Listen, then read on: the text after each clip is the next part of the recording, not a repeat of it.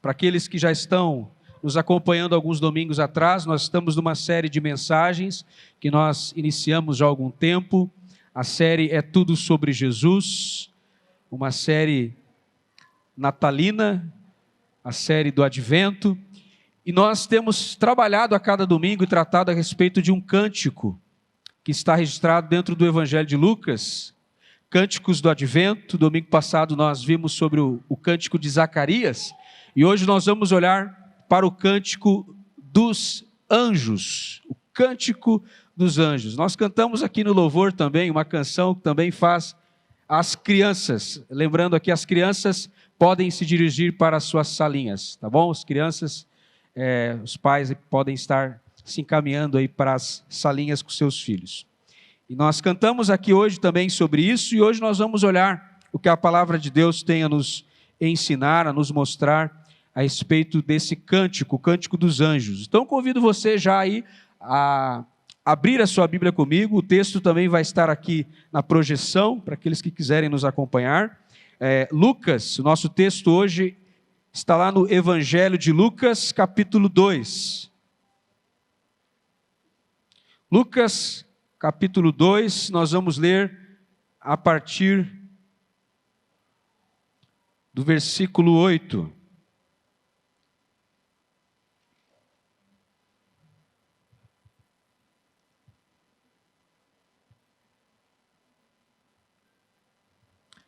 Lucas, capítulo 2, nós vamos ler aqui a partir do versículo 8.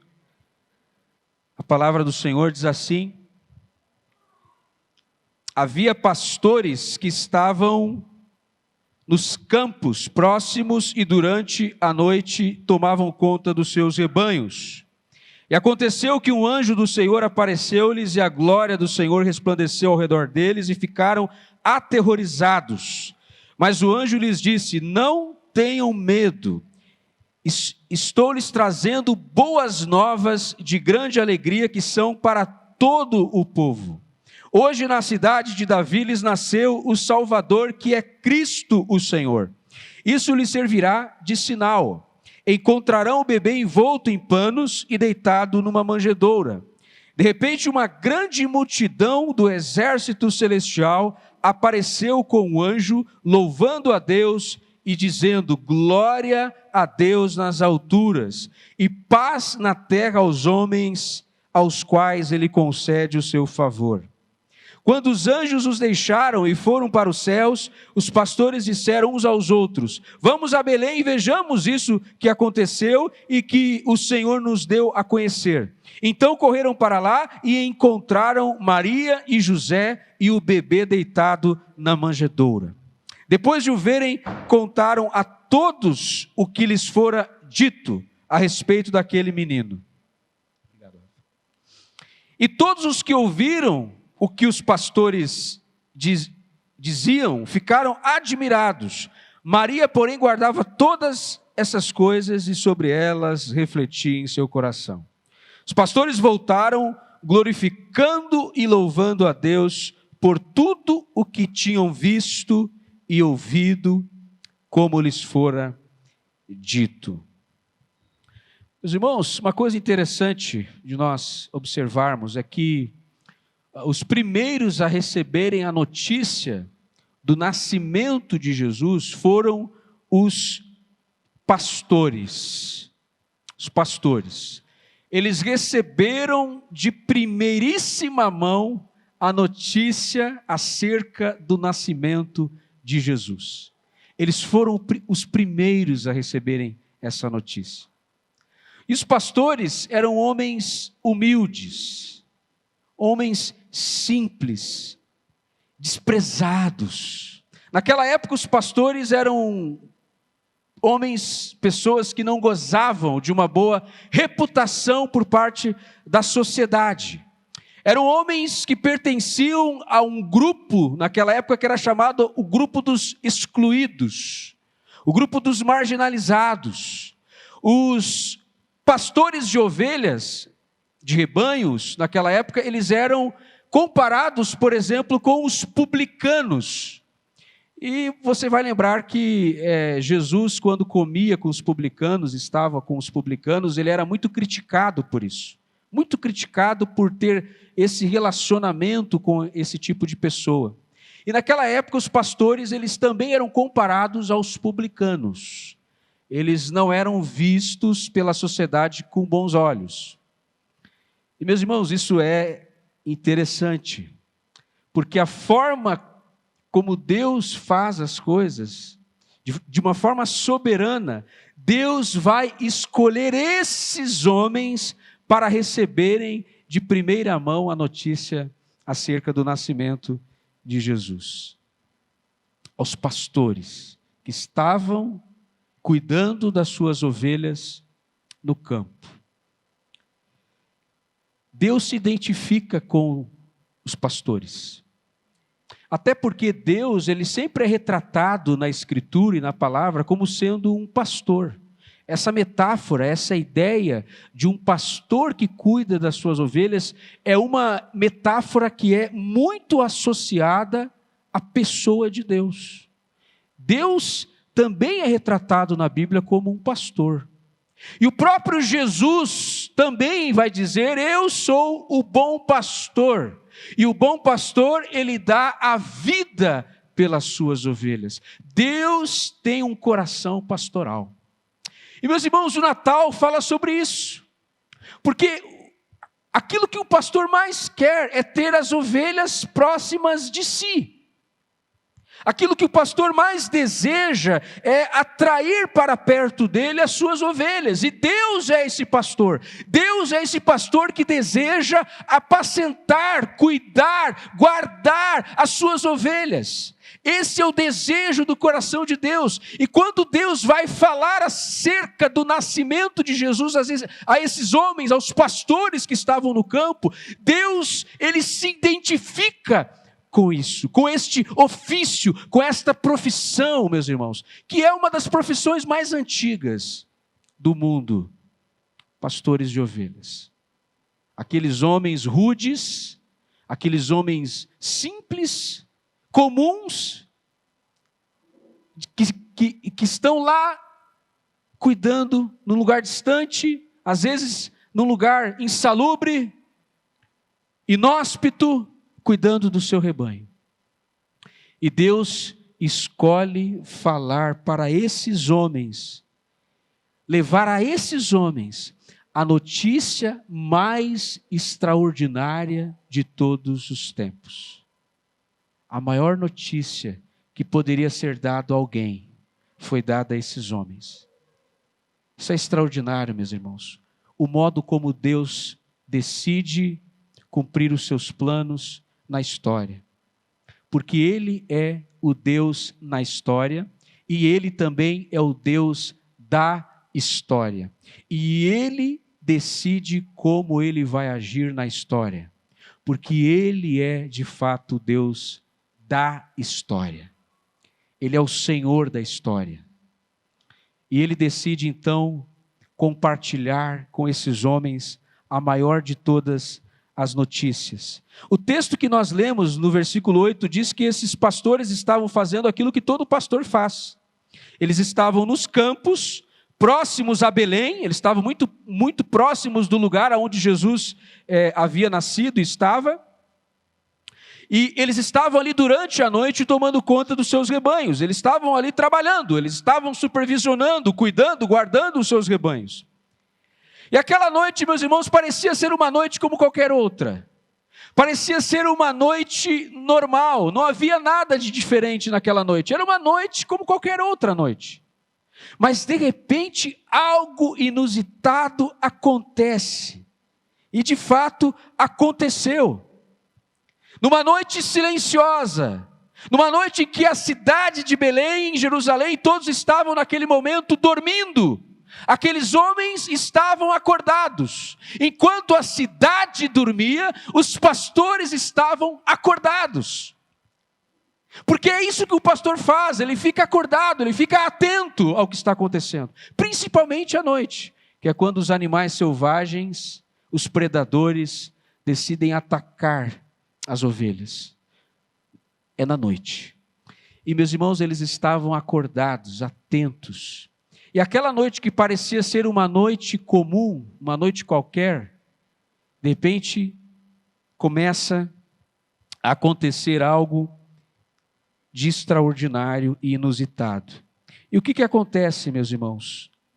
Um anjo aparece àqueles homens. Olha só o que diz ali o versículo 9. Vejamos o que aconteceu ali. Aconteceu que o anjo do Senhor apareceu-lhes, e a glória do Senhor resplandeceu ao redor deles, e ficaram aterrorizados. O que de tão surpreendente aconteceu naquela noite, meus irmãos? O que de tão inusitado aconteceu ali, que rompeu o silêncio daquela madrugada? Um anjo apareceu a esses homens, e muito provavelmente esse anjo que apareceu a eles foi o anjo Gabriel, o anjo enviado de Deus para dar a notícia a Maria também, de que Maria ficaria grávida. Esse anjo ele vai aparecer para Maria, ele aparece para Zacarias também, nós vimos domingo passado. Esse mesmo anjo também, para dar esse recado, essa notícia, também aparece em sonho para José. José também, o pai de Jesus, esposo de Maria, vai aparecer para José num sonho. E agora esse anjo também aparece aqui aos pastores. Provavelmente esse anjo também se tratasse aqui do mesmo anjo, o anjo Gabriel, que vai aparecer a esses homens. No meio da noite aparece um anjo e começa a falar com eles. Você já pensou acontecer isso com você?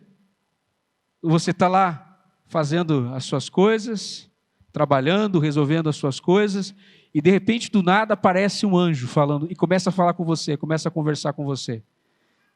Qual seria a sua reação? Os anjos na Bíblia, meus irmãos, eles têm uma participação, uma atuação muito importante durante toda a vida de Jesus. Se nós olharmos para toda a vida de Jesus, antes do nascimento de Jesus, nós vamos ver a atuação dos anjos. Após o nascimento de Jesus, como é o caso aqui, nós vamos ver também ali a participação dos anjos.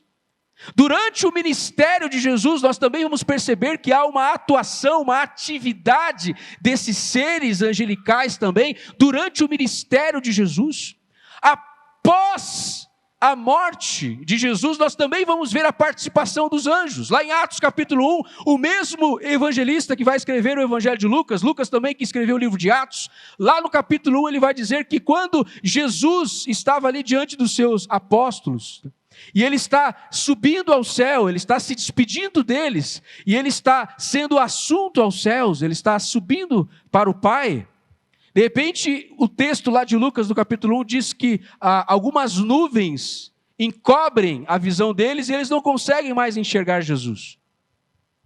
E aí, anjos aparecem e falam com eles, dizendo: por que vocês estão olhando para cima? Da mesma forma que vocês estão olhando para o alto, vendo Jesus subir, vocês olharão também e verão ele descer sobre as nuvens do céu. Da mesma forma, os anjos estão lá naquele momento, depois da ressurreição de Jesus. Os anjos estão presentes sempre na narrativa bíblica, tanto no Antigo Testamento quanto no Novo Testamento. Nós vamos ver que a Bíblia faz muita menção desses seres angelicais. A Bíblia menciona muito a participação e a ação dos anjos em todo o tempo. Meus irmãos, embora a Bíblia fale muito a respeito dos anjos, a Bíblia fala muito pouco também. Por quê? Fala muito porque eles são muito mencionados, mas fala pouco porque a Bíblia não dá muitos detalhes acerca de como eles são, das características desses seres angelicais. A Bíblia fala que eles existem, eles são reais, mas a Bíblia não dá detalhes de como eles são. E aí, quando a Bíblia não dá detalhe, o homem se encarrega de criar, de inventar, e aí a imaginação humana começa a ser aí bem vasta nesse sentido. Por quê, meus irmãos? Porque quando a gente pensa em anjo, a gente pensa logo naquele anjo loirinho, tem que ser loiro, de olho azul, cabelo encaracolado, com uma pele sedosa, não tem acne, não tem espinha, não tem nada, aquela pele sedosa, aquele ser todo branquinho, suave, tocando harpa em cima de uma nuvenzinha. Essa ideia, essa imagem é fruto da imaginação humana, da invenção humana, da mente humana. Porque em nenhum lugar da Bíblia, a Bíblia vai descrever os anjos dessa forma.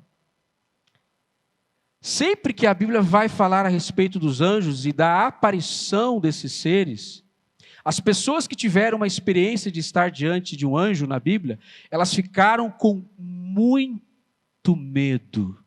Muito medo. Muito. São seres que chocam, que causam temor.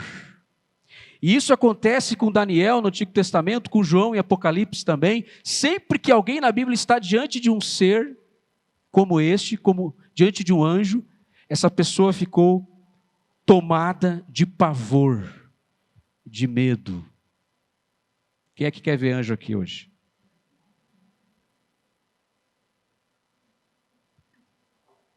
São seres que causam muito medo e temor. Nós não sabemos como eles são.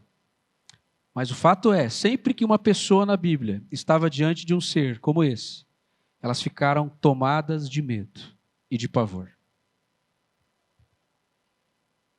Aí tem gente que vê anjo todo dia.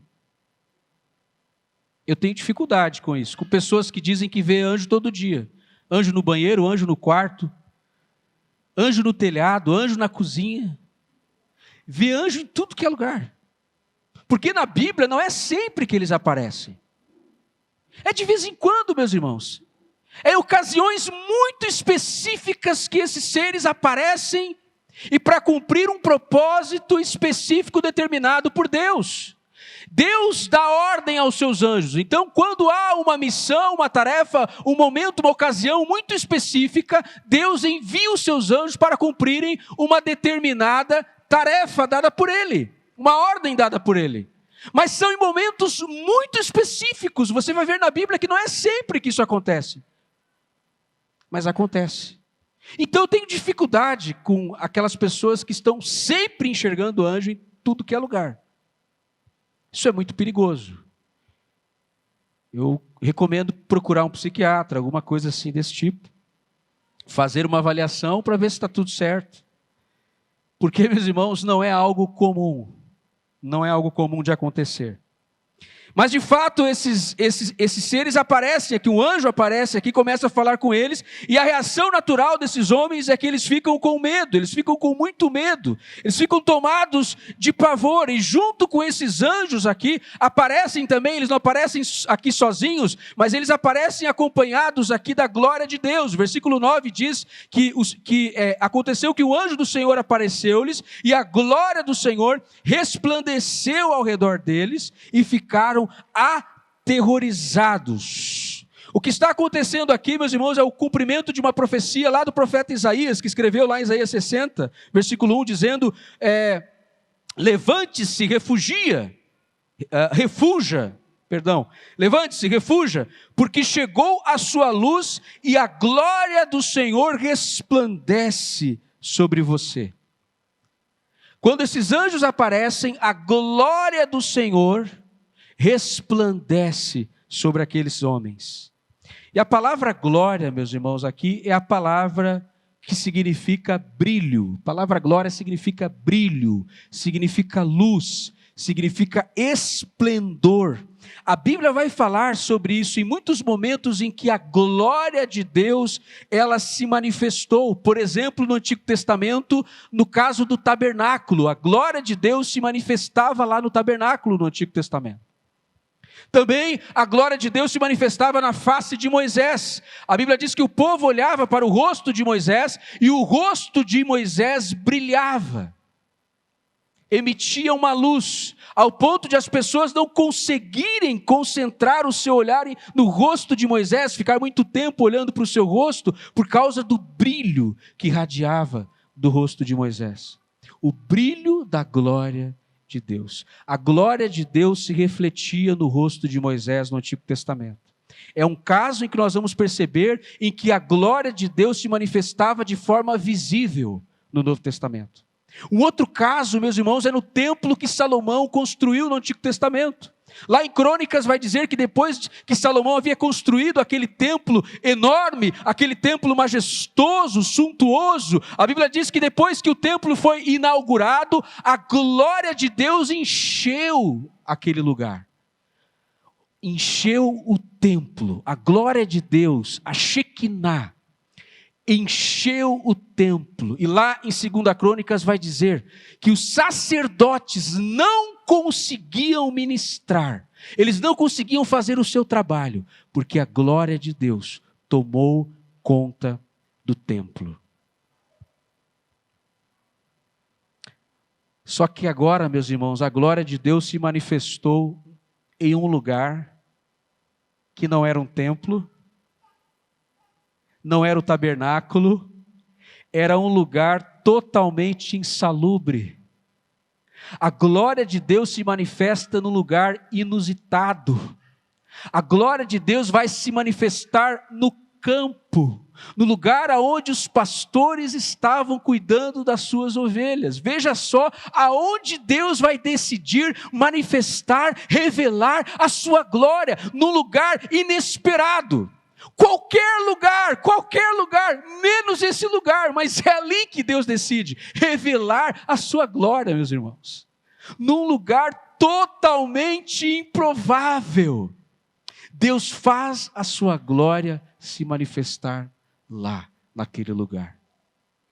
Aí você olha para a tua vida, não tem nada de interessante na minha vida. Você está vivendo a sua vida, lidando com os seus problemas, você está lá na sua casa, você está lá no seu trabalho, às vezes você não percebe, mas a glória de Deus está se manifestando ali naquele lugar. Deus está fazendo manifestar e refletir a sua glória nesses ambientes aonde nós menos esperamos que Ele vá manifestar a sua glória. É lá que Deus manifesta a sua glória.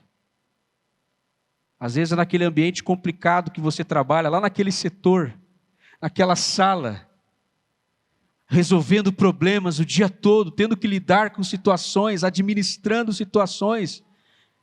É lá no seu trabalho, é lá na sua casa, é ali que Deus muitas vezes vai manifestar a sua glória, embora você não perceba isso, você não veja. A glória de Deus se manifestou num lugar simples, sem qualquer ornamentação, sem qualquer tipo de adorno, como era o caso do tabernáculo e do templo, sem qualquer tipo de adorno, é lá que a glória de Deus vai se manifestar. Porque essa é a marca da nova aliança. A marca da nova aliança é a simplicidade. A marca da nova aliança é a humildade. E essa é a mensagem do Natal. Um Deus que vem da forma mais simples e humilde possível. E que se revela em lugares simples, marcados pela simplicidade e pela humildade. Mas, meus irmãos, onde é que a glória de Deus vai se revelar na história com mais protuberância, com mais evidência, de forma mais clara? Onde é que a glória de Deus vai ser vista ao longo da história e na história de uma forma mais evidente? Na encarnação do Verbo. Na encarnação do Verbo. E João vai falar isso no seu evangelho, vai dizer lá, você não precisa abrir, mas lá no evangelho de João, capítulo 1, versículo 14, João vai dizer, aquele que é a palavra, aqui se tratando de Jesus, aquele que é a palavra tornou-se carne, viveu entre nós, vimos a sua glória, como a glória do unigênito vindo do Pai, cheio de graça e de verdade. Um outro texto também precioso, que vale a pena nós olharmos, Hebreus capítulo 1, versículo 13, diz que o Filho, se tratando aqui de Jesus, o Filho é o resplendor da glória de Deus, a expressão exata do seu ser, sustentando todas as coisas por sua palavra poderosa. Depois de ter realizado a purificação dos pecados, ele se assentou à direita da majestade nas alturas, e o mundo viu a glória de Deus quando contemplou a Jesus. O mundo viu a glória de Deus quando contemplou aquela criança deitada numa manjedoura. Ali nós temos a maior expressão da glória de Deus já revelada a nós. Naquele que veio e se fez carne. Meus irmãos, isso é grandioso. E diante da glória de Deus, esses homens sentem medo. Eles ficam tomados de pavor. E o anjo olha para eles e diz para eles: não tenham medo, não temam. Mas como assim? Não ter medo? Eles estão apavorados. Eles não estão com medo, eles estão com muito medo. Muito medo. E o anjo olha para eles e diz: não tenham medo. A palavra, meus irmãos, que vai aparecer muito na Bíblia é essa expressão: não temas. Não temas. Deus falou muitas vezes para o seu povo no Antigo Testamento: não temam. Jesus falou para os seus discípulos também: não temam. E Deus fala para você hoje também: não tema. Não tema. Você está ansioso, você está preocupado com aquilo que possa acontecer. Você está preocupado com o futuro, você está preocupado com os desdobramentos de tudo que está acontecendo hoje no nosso tempo, na nossa história, no nosso país. Você está preocupado com o ano de 2023, que ainda não começou, você está ansioso, você está preocupado. A palavra de Deus para você hoje é esta palavra: não tenha medo, não temas, não há razão para temer. E é isso que o anjo vai falar para esses homens: vocês não precisam ter medo. Não temam. Tem pessoas que temem tudo, temem a morte, temem o governo, temem a inflação, têm temores no seu coração e lutam contra esses temores. Mas a palavra de Deus para nós hoje é: não tema, não tenham medo. É isso que o anjo vai falar para eles. Vocês não precisam ter medo. No versículo 10, o anjo ainda conversando com eles, falando com eles, diz: estou lhes trazendo boas novas, de grande alegria, que são para todo o povo. Esta é a razão deste anjo estar ali e aparecer para esses homens, é trazer-lhes uma notícia. E qual era essa notícia, meus irmãos? Qual era a notícia? É a maior notícia de todas. Não estava nas manchetes de Jerusalém, não estava na mídia, mas já estava nas profecias, nas promessas do Antigo Testamento, que isso iria acontecer, e isso de fato aconteceu. E esse anjo compartilhou com esses homens acerca dessa notícia. O anjo disse para eles: estou lhes trazendo boas novas, de grande alegria, que são para todo o povo. A palavra boa nova aqui, meus irmãos, é evangelho. Sempre que você ouvir a palavra evangelho, a palavra evangelho significa isso: uma boa notícia, uma boa nova. Sempre que o filho de um grande homem, de um imperador, de um rei nascia, todo o povo ficava sabendo dessa notícia. Era uma grande notícia que o herdeiro do trono havia nascido. O filho do imperador nasceu, o herdeiro nasceu. Todos precisam saber. Nós temos que espalhar essa notícia de que o herdeiro do rei, o herdeiro do trono nasceu. E os anjos estão aqui para trazer essa notícia para esses homens. O fato de que o rei nasceu. Um rei nasceu, e essa é a boa notícia, esse é o evangelho a ser compartilhado aqui, meus irmãos. O evangelho que traz grande alegria, essa notícia de que um rei havia nascido. Que rei é esse, meus irmãos? O versículo 11 diz: da cidade de Davi lhes nasceu o Salvador, que é Cristo o Senhor. Ele é o Salvador, Ele é Cristo, Ele é o Senhor. 3 títulos aparecem aqui, títulos que eram atribuídos somente ao imperador. Aqui nessa época em que Jesus nasceu, quem estava no poder era César. César Augusto.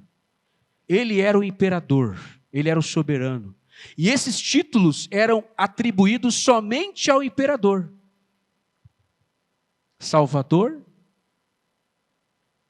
Sóter, Cristo, o ungido, o escolhido, Messias e o Senhor, Curios. Esses 3 títulos que aparecem aqui, meus irmãos, eram atribuídos somente ao imperador César Augusto. Só que agora esses títulos são atribuídos àquela criança que estava na manjedoura. Tem um outro rei no pedaço.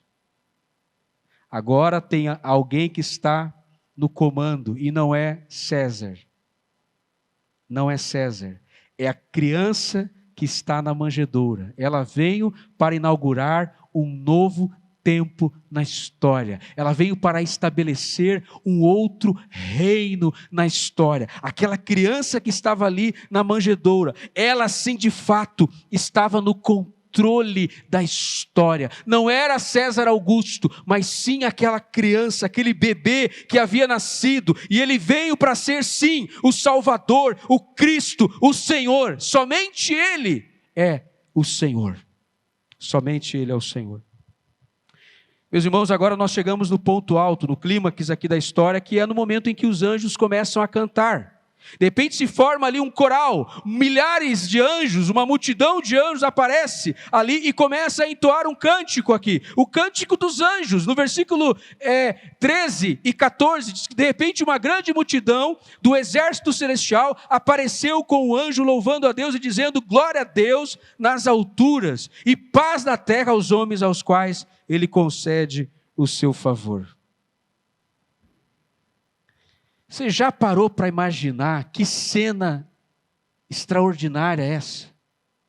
De repente os céus se abrem e esses homens começam a olhar para o alto e ver uma multidão de anjos cantando uma canção curta. Ela é uma canção bem curta, 2 frases. Diferente da canção de Zacarias, de Maria, é uma canção curta, mas rica, bela. Uma canção, meus irmãos, extraordinária. Esses anjos se juntam, se unem, formando um coral, e eles começam a cantar: glórias a Deus nas alturas e paz na terra aos homens. O espetáculo de Natal foi reservado para esses pastores. Foi reservado para eles. A cantata, a maior cantata de Natal que já aconteceu na história, foi reservada para esses homens. E não era um coral de pessoas, de crianças, de adultos, era um coral de anjos. Anjos, cantando glórias a Deus nas alturas, paz na terra aos homens. Meus irmãos, a glória a Deus é o primeiro movimento desse cântico. Glória a Deus. 2 movimentos. Um movimento, glórias a Deus, é uma glória que sobe, é um primeiro movimento. Paz na terra, a paz que desce. A glória que sobe e a paz que desce. 2 movimentos. Os anjos aqui foram criados por Deus, e eles estão mostrando e revelando isso para nós aqui hoje, que os anjos foram criados por Deus e existem para atribuir a Deus glória. Eles vivem em função de dar toda a glória a Deus e ao seu Filho. Essa é a razão dos anjos existirem e terem sido criados por Deus, estarem ao redor do trono de Deus, dando-lhe glória. Glória a Deus nas alturas. Essa é a bandeira, uma das bandeiras da Reforma Protestante. A Reforma Protestante, os reformadores do período da Reforma Protestante, eles levantaram essa bandeira, a bandeira do soli deo glória. Somente a Deus seja a glória. E é isso que os anjos estão fazendo aqui. Eles estão dedicando a Deus toda a glória, porque eles sabem disso, eles têm consciência de que toda a glória pertence somente a Deus pertence a glória, o domínio, a majestade, o poder pertencem somente àquele que habita nas alturas. Glória a Deus nas alturas. Meus irmãos, nós podemos aprender isso com os anjos. Essa é uma lição que os anjos estão nos ensinando. Que a glória, ela sobe. Ela não fica. Ela não fica aqui. A glória, ela precisa sempre subir. Glória nas alturas. Glória seja dada a Deus. Os anjos foram criados por Deus para dar-lhe toda a glória. Teve um anjo que quis quebrar o protocolo, né? É claro, né? Tem sempre alguém que tem que fugir do esquema, do padrão de Deus, e aí quebra o protocolo. Esse anjo que decidiu ficar com a glória de Deus, para ele, o que aconteceu com ele? Ele foi expulso do céu. Satanás, Lúcifer, o diabo, ele era um anjo. Mas ele começou a querer uma glória, a reivindicar uma glória que não era sua. E por causa disso, ele perdeu o maior de todos os privilégios, de estar na presença de Deus, face a face. Ele perdeu esse status, ele perdeu essa posição no céu, ele perdeu esse privilégio. Por quê, meus irmãos? Porque ele reivindicou algo que pertence somente a Deus. Só lhe deu glória, glória somente a Deus. É isso que os reformadores nos ensinam, isso que a reforma protestante, é isso que a Escritura, a palavra de Deus nos ensina, que a glória que é de Deus pertence somente a Ele, unicamente a Deus, não a homens. A Bíblia diz que Deus não divide a sua glória com o homem. Meus irmãos, muitas pessoas tentam às vezes ficar com uma glória que não é sua. Isso é perigoso, isso é lamentável. Mas muitas vezes isso acontece, por isso que nós temos que estar muito atentos ao nosso coração, aos movimentos do nosso coração, aquilo que acontece dentro de nós, porque às vezes nós temos essa tentação de ficar com uma glória que não é nossa, de reivindicar a glória que pertence somente a Deus. A Ele seja a glória, a Deus seja a glória.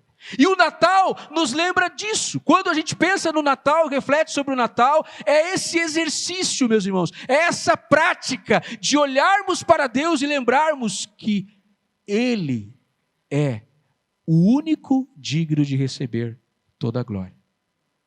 Ele, é tudo sobre Ele, é tudo para Ele. Ele é digno. Então não tente dar glória a alguém, não tente ficar com essa glória para você. Porque ela precisa subir. A glória, ela sobe. Ela sobe. Porque a glória, ela é devida somente a Deus. Somente a Deus. Qual é o nosso maior desafio como cristãos, então? É não sermos ladrões da glória de Deus. Nosso maior desafio como cristãos é não roubarmos a glória que não é nossa. Não sermos ladrões da glória de Deus. E essa é uma lição que os anjos estão a nos ensinar aqui. Glória a Deus nas alturas. O outro movimento, paz na terra aos homens. Glória a Deus nas alturas. Paz na terra aos homens. Versículo 14 diz, paz na terra aos homens aos quais Ele concede o seu favor. Além dos anjos anunciarem a glória que sobe, eles também vão anunciar a paz que desce. Uma glória que é devida a Deus e a paz que nos é concedida, que é dispensada de forma graciosa aos homens. Então, meus irmãos, esse bebê que veio, ele veio para isso. Esse bebê que nasceu em Belém, ele nasceu para trazer paz, para ser o promotor da paz. Ele veio para estabelecer um reino de paz, um reino de justiça. Porque foi profetizado por Isaías 700 anos antes. Isso é interessante nós olharmos, que um menino nasceria. Lá em Isaías capítulo 9, versículo 6 diz, pois um menino nos nasceu. Nós estamos falando de 700 anos antes. E isso atesta para a confiabilidade da Bíblia. Sabe aquelas pessoas que olham para a Bíblia com desconfiança? Será que a Bíblia é digna de confiança? Será que eu vou acreditar nesse livro? Está aí mais uma razão para você crer na Bíblia como palavra de Deus. Uma profecia que foi feita por Isaías 700 anos atrás, que falava de um menino que nasceria em Belém, se cumpre aqui agora. Se cumpre. 700 anos antes, Isaías profetizou dizendo que nasceria um filho, nos foi dado, o governo estará sobre os seus ombros, ele será chamado Maravilhoso, Conselheiro, Deus Poderoso, Pai Eterno, nós cantamos isso aqui hoje, e Príncipe da Paz. O seu governo será um governo de paz, que jamais terá fim. Jamais terá fim. Paz. O governo dele será um governo de paz. Todos nós precisamos de paz. Uma paz que vem de Jesus, o príncipe da paz. Ele é chamado o príncipe da paz. Naquela época, em Roma, havia a tal da Pax Romana. O que é a Pax Romana? Simplificando aqui, né? A Pax Romana era um programa de governo do Império Romano. Quando você vai votar num presidente, né? Quando um presidente se elege ou se candidata, né? a essa cadeira de presidente, a gente sempre vai dar uma olhada no plano de governo. Qual é o projeto? Qual é o plano de governo? O que esse presidente quer para a nossa nação? A gente vai dar uma olhada no seu plano de governo, no seu programa de governo. A Pax Romana era um programa de governo, paz romana, a palavra pax é paz, paz romana. E consistia no quê, meus irmãos? Em abrir ruas, estradas por onde as pessoas podiam transitar livremente e em segurança. Porque naquela época acontecia muito de você viajar e você ser assaltado no meio do caminho, acontecer alguma coisa, como na parábola que Jesus conta do bom samaritano, que saiu para viajar, ele pegou um caminho, uma estrada, e ele foi assaltado. Isso era algo muito comum naquela época. E Jesus conta isso na sua parábola do bom samaritano, um homem que foi assaltado e foi deixado quase morto na beira da estrada. A Pax Romana consistia nisso, em abrir caminhos, estradas, que ligavam Roma a todas as outras províncias, para que houvesse um livre fluxo, as pessoas pudessem transitar de um lugar para o outro em segurança. Aí eu pergunto para vocês, qual é o programa de governo do bebê da manjedoura? Qual é o programa de governo do príncipe da paz? Abrir um caminho. Abrir uma estrada. Não é uma estrada que liga cidades, províncias, mas é uma estrada que liga o homem a Deus. O governo do príncipe da paz, o seu plano, projeto de governo é estabelecer um caminho, uma conexão entre o homem e o seu Deus, entre o homem pecador que está destinado à ira e à condenação eterna, e reconciliar esse homem, reconectar esse homem com um Deus que é santo, justo e bom. O programa de governo do príncipe da paz é exatamente remover qualquer obstáculo no caminho. É para isso que Jesus nasceu, é para isso que Jesus veio. O seu programa de governo consiste em estabelecer essa conexão entre o homem e Deus, e remover de uma vez por todas a barreira do pecado, que impede que tenhamos um livre acesso a Deus. Se por um lado Roma tinha a sua Pax Romana, do outro lado o príncipe da paz também tinha o seu programa de governo, e ele veio para cumprir isso. E ele fez isso. Ele fez isso. Restabeleceu novamente a conexão que nós perdemos com Deus. E essa é uma questão importante, meus irmãos. Esses homens ouvem aquela notícia, eles ouvem essa canção, e o texto diz que depois que os pastores, eles ouvem esse cântico, o cântico dos anjos, dessa glória que sobe, dessa paz que desce, no versículo 15, quando os anjos deixaram e foram para os céus, os pastores disseram uns aos outros, vamos a Belém e vejamos isso que aconteceu, e que o Senhor nos deu a conhecer, vamos investigar isso, se essa criança nasceu, vamos verificar pessoalmente, vamos dar uma olhada para ver se de fato é verdade, vamos ver a veracidade disso, e eles foram foram até Belém, e o texto diz, meus irmãos, que quando eles chegaram lá, eles viram que se tratava de algo real, de algo factível, era história, não era apenas um discurso, era uma realidade. Aquela criança estava ali diante deles, e quando eles chegaram e viram ali Maria, José e o bebê deitado naquela manjedoura, eles, com seus próprios olhos, eles contemplam, meus irmãos, aquela criança.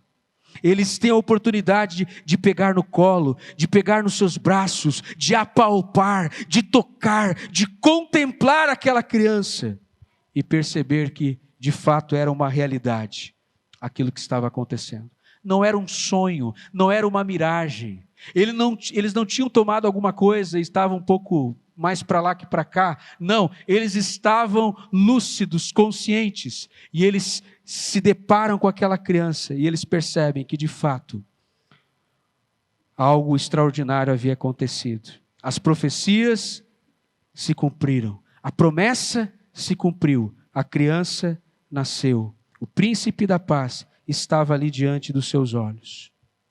Era aquele bebê que estava deitado na manjedoura, sem luxo, sem qualquer ornamentação, sem conforto.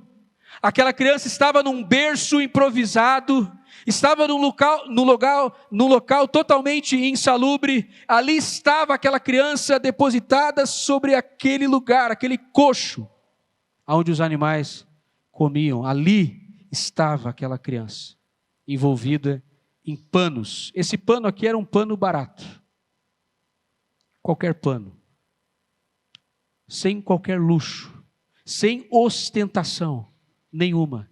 Aquela criança estava ali na forma mais simples e humilde possível. O rei não estava lá no trono, o rei estava na manjedoura. Não era César Augusto, era Jesus. Era Jesus o Salvador diante dos seus próprios olhos. E eles agora finalmente podem ver que se tratava de uma realidade. Meus irmãos, para finalizar, algo que me chama muito, mas muito atenção e me intriga nessa história. Olha só o que diz o versículo 15, diz que eles foram correndo. Depois que eles ouviram essa notícia, o 16, versículo 16, então correram para lá e encontraram Maria e José e o bebê deitado na manjedoura. Uma pergunta que eu me faço aqui: com quem ficaram as ovelhas? Será que eles levaram junto as ovelhas?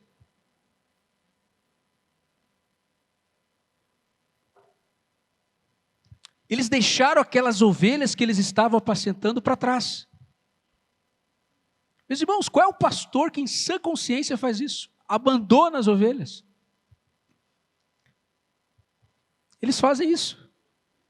Eles simplesmente, o texto dá a ideia de que eles apressadamente correndo, eles não perdem tempo, eles saem para ir ao encontro de Jesus. E deixa para trás as ovelhas que eles estavam apacentando. O texto nos mostra aqui uma coisa impensável, inimaginável de acontecer. Isso não é natural. Por quê? Porque o pastor, à noite, ele precisa estar com as ovelhas, porque é a hora em que os predadores, os animais selvagens, mais atacam o rebanho à noite. Mas eles deixam o rebanho para trás. Eles deixam. E vão ao encontro de Jesus. Meus irmãos, o que leva esses homens a deixar o rebanho para trás? Um pastor deixar o seu rebanho. O que leva um pastor a deixar o seu rebanho? O que está acontecendo aqui, meus irmãos, é um fato realmente curioso. Mas é isso que acontece quando nós temos uma experiência com o Evangelho, com Jesus. O Evangelho, ele é tão revolucionário que ele redefine as nossas prioridades. O Evangelho é tão revolucionário que ele redefine as nossas prioridades. O Evangelho confronta os nossos valores. O Evangelho nos coloca diante de uma escolha: ou nós deixamos de lado o que nós precisamos deixar para estar com Jesus, como os pastores fizeram, ou nós deixamos Jesus de lado. para correr atrás dos nossos desejos, dos nossos objetivos e interesses humanos e egoístas. Naquele momento eles tinham que fazer uma escolha: ou nós ficamos aqui cuidando das ovelhas, ou a gente vai ao encontro de Jesus, estar com Jesus. E meus irmãos, o Evangelho se trata disso. O Evangelho vai nos colocar diante de uma escolha. O Natal é um ultimato para cada um de nós. Jesus veio para colocar diante de nós uma escolha. Uma escolha. Ou nós deixamos o que precisamos deixar para trás e de lado e para estarmos com Jesus, ou deixamos Jesus de lado. Sabe aquela pessoa que ela está vivendo a vida dela, lidando com as suas circunstâncias, ela está vivendo a vida e de repente ela vai indo, ela vai evoluindo, ela vai crescendo, ela vai prosperando, ela vai indo, ela vai caminhando, ela vai alcançando os seus objetivos, mas ela não se percebe que Jesus vai ficando para trás. Ela vai ficando na frente e Jesus vai ficando cada vez mais para trás, cada vez mais distante. Chega uma hora que elas lembram de Jesus em algum momento, subitamente acontece alguma coisa e elas caem em si, e aí elas lembram de Jesus. E às vezes é no Natal que ela vai lembrar de Jesus.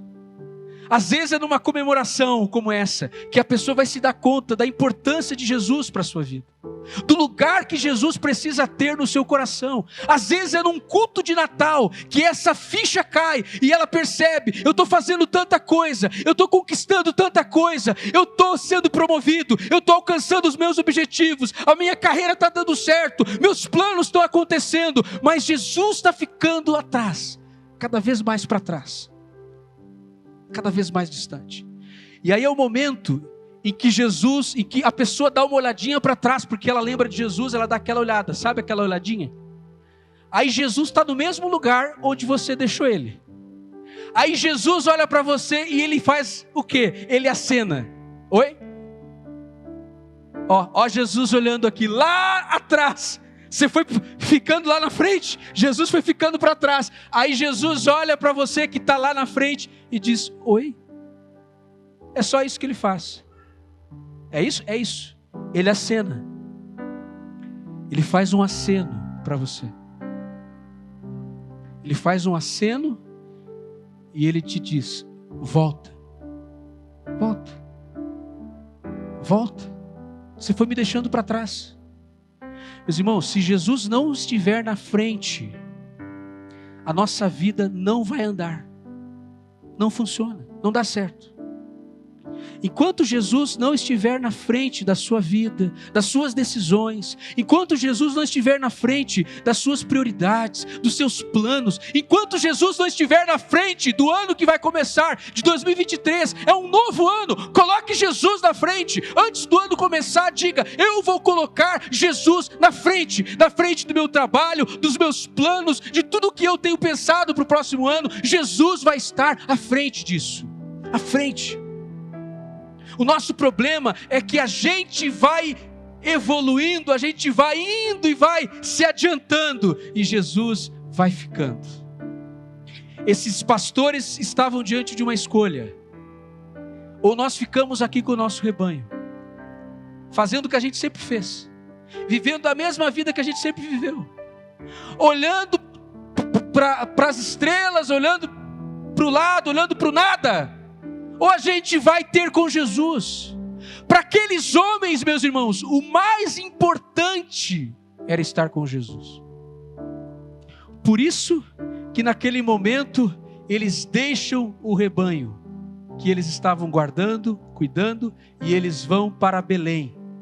Porque naquele momento o mais importante era estar com Jesus. Não tem nada mais importante do que estar com Jesus. Você quer pegar o cerne dessa pregação, o cerne, a essência dessa mensagem de hoje? É essa. Essa é a essência. Estar com Jesus é mais importante do que qualquer coisa. Do que qualquer coisa. Nada se compara a estar com Jesus. Nada. Nada se compara, nada se equivale, nada pode se comparar a estar com Jesus. Estar com Jesus. Você está com Jesus? Você está com quem? Quem é que está com você? Quem é que está cuidando de você? Quem? É você que está cuidando da sua vida. É você que está tomando as decisões da sua vida. É você que está fazendo tudo. Onde é que Jesus está nisso tudo? Onde é que Jesus está? Esses homens deixam tudo para trás, porque naquele momento o mais importante era estar com Jesus, com o bebê rei, com o bebê real que estava naquela manjedoura, deitado. Era ali o melhor lugar. De repente você pensou hoje assim: acho que eu vou ficar em casa. O melhor lugar hoje é para estar em casa, assistindo uma televisão, curtindo, fazendo qualquer outra coisa. Mas se você está aqui hoje é porque alguém mexeu no seu coração, alguém tocou o seu coração e mostrou para você que mais importante nesse domingo de 18 de dezembro de 2022, nessa data, o mais importante era estar com Jesus. Estar com Jesus. Esses homens voltam para casa. Agora chegou o momento de voltar. E o texto diz, meus irmãos, no versículo 20, o último versículo: os pastores voltaram, glorificando e louvando a Deus por tudo que tinham visto, ouvido, como lhes fora dito. Eles voltaram. Voltaram para onde, meus irmãos? O texto diz que eles voltaram. A palavra diz, voltaram. Para onde? Voltaram para as ovelhas.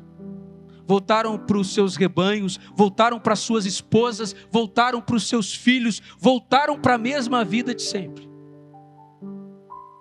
Estava tudo no mesmo lugar. Voltaram para a mesma vida, mas com uma diferença: eles não eram mais os mesmos.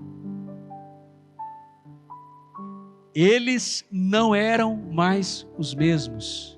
Porque é impossível que alguém se encontre com Jesus e permaneça a mesma pessoa. É impossível que alguém esteja com Jesus, se encontre com Jesus, contemple a Jesus e permaneça o mesmo homem, a mesma mulher, a mesma criança, o mesmo jovem. Todo encontro com Jesus gera uma mudança. Você nunca será a mesma pessoa depois de se encontrar com Jesus. Você tem tido encontros com Jesus ultimamente? Esses homens voltam para a mesma vida. Sabe aquela sensação? Está tudo no mesmo lugar. As ovelhas estão aqui. Que bom que Deus cuidou, que Deus guardou. Conta as ovelhinhas. 1, 2, 3, 4, 5, 6. Está tudo aqui. Sabe aquela checada, né? Está tudo aqui. As ovelhas estão aqui. A esposa, meus filhos. Está tudo bem. Está tudo do mesmo jeito. Mas eles não eram mais os mesmos. Eles não eram mais os mesmos. Você pode voltar hoje para sua casa e tudo continuar do mesmo jeito. Você pode voltar hoje para sua casa depois desse culto, dessa celebração aqui, e você vai olhar para a sua pia, a louça está lá ainda, te esperando. Quem é que tem louça na pia esperando aí? Dá um glória a Deus. Não, dá misericórdia, né? Diz misericórdia, né? Glória a Deus. Você chega lá na pia, você: Senhor, achei que um anjo ia vir aqui lavar a louça para mim hoje. Eu achei que ia acontecer algo sobrenatural aqui na minha casa. A louça está aqui, eu vou ter que lavar. Você pode chegar na sua casa hoje e está tudo do mesmo jeito. Você pode encontrar tudo do mesmo jeito que você deixou. Você vai ter que lidar com os mesmos problemas, com as mesmas dificuldades. Mas a questão é, e você? Como é que você vai voltar? A questão é você. Hoje você pode escolher continuar do mesmo jeito, ou hoje você pode escolher ser uma pessoa diferente, porque embora as circunstâncias da sua vida continuem as mesmas, não mudem, a questão é o que você vai fazer. A partir de agora, diante de tudo que você ouviu nessa noite, de tudo aquilo que você presenciou hoje aqui nesse culto, é o que você vai fazer com isso. O que você vai fazer com tudo que você viu aqui hoje e ouviu? Essa é a questão. Não é você sair daqui e a sua vida está toda mudada. Não, é você sair diferente. É você perceber que algo aconteceu com você, porque você permitiu, porque você teve um encontro com Jesus. e por isso a sua vida não é mais a mesma. Embora aqueles homens voltassem para a mesma vida, eles não eram mais os mesmos. Não eram mais os mesmos. E o meu desejo nessa noite, de todo o meu coração, é que você contemple a Jesus aqui nesse lugar.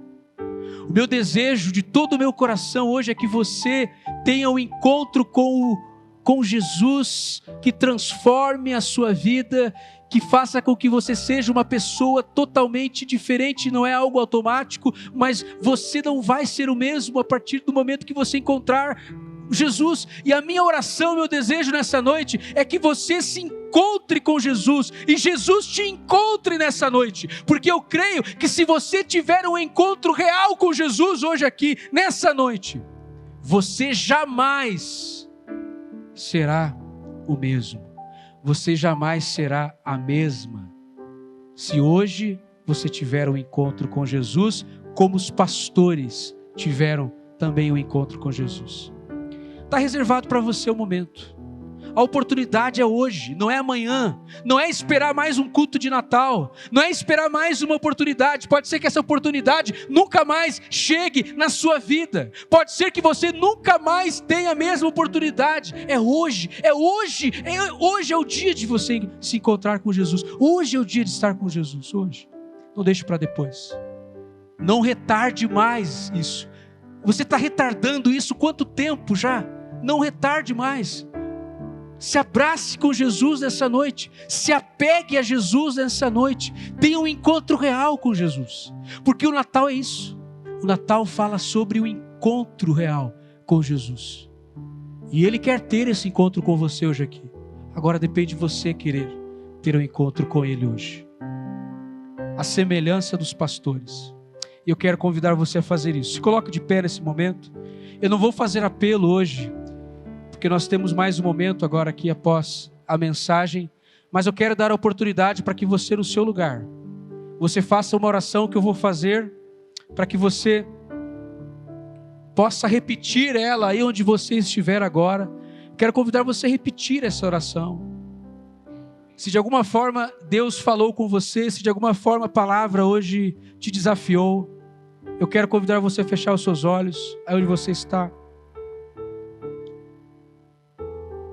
As únicas pessoas com o olho aberto, quero convidar aqui, se puder, né, os diáconos, o Marco também está lá atrás, o pastor Marco, só para acompanhar, se o Marco estiver ali, tá? Os diáconos, feche os olhos onde você estiver. Eu quero convidar você a fazer essa oração. Uma oração simples, mas sincera. Eu quero que de coração você ore isso que você vai orar agora. Eu quero te ajudar a fazer essa oração com você. Se você quer mesmo Jesus de verdade, todo o seu coração, se você quer ter um encontro com Jesus hoje, que pode mudar a sua vida para sempre e fazer de você uma nova pessoa. Não queira um novo ano para você, queira um novo você para um novo ano, para o próximo ano. Não deseje apenas um ano novo, mas deseje uma pessoa nova, ser uma pessoa nova. É isso que Jesus tem e quer para cada um de nós. Aí onde você está, ore essa oração, diga: Senhor Jesus, o Senhor preparou esse momento para que eu estivesse aqui hoje, escutando o que eu escutei e recebendo a oportunidade de entregar o meu coração, o controle da minha vida nas tuas mãos.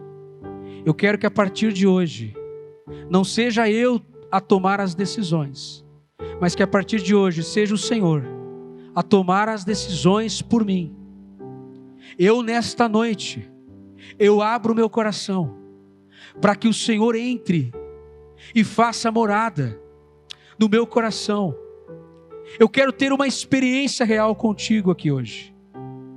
Eu quero experimentar do teu amor, da tua graça. Eu quero te receber hoje como meu único e suficiente Salvador. Eu creio que tu vieste a este mundo, que tu nasceste, viveste e morreste numa cruz por mim, para me dar vida e vida eterna. para me salvar. E eu hoje recebo essa salvação. Eu recebo esse presente, que é o maior presente de Natal que alguém pode receber. É o Senhor vivendo em mim e no meu coração. Entra no meu coração, me transforma, me liberta, me restaura. Diga para o Senhor: faz tudo novo, Senhor, na minha vida. Eu quero ser uma pessoa nova, Senhor. Me muda, me salva, me transforma. Eu entrego totalmente ao Senhor a minha vida, para que de agora em diante o Senhor me guie e me conduza de acordo com a tua vontade, que é boa, perfeita e agradável. Obrigado pela tua salvação. Obrigado pela dádiva, pelo presente gratuito que é a salvação. Eu te agradeço no nome de Jesus. Amém. Ainda de olhos fechados, você que fez essa oração, eu quero convidar você a, no final do culto, passar lá atrás. Tem uma mesa lá atrás. Nós vamos ter algumas pessoas ali para anotar o seu nome. Nós queremos continuar orando por você, queremos continuar ajudando você a caminhar com Jesus, a conhecer mais e mais a Jesus, a ter experiências, a continuar tendo muitos encontros com Jesus ao longo da sua semana, a viver algo novo com Jesus. Você que quer isso, você que sente necessidade disso e quer continuar crescendo no seu relacionamento com Jesus, antes de ir embora, eu quero convidar você, após o culto, vá até aquela mesa lá atrás, converse com aquelas pessoas que estarão ali para anotar o seu nome, o seu contato. Nós queremos continuar acompanhando você, queremos continuar intercedendo pela sua vida. Você que tomou essa decisão, fez essa oração e quer continuar caminhando conosco, passe lá, não vá embora sem deixar o seu nome ali com a gente, tá bom? Você pode se sentar. Amém.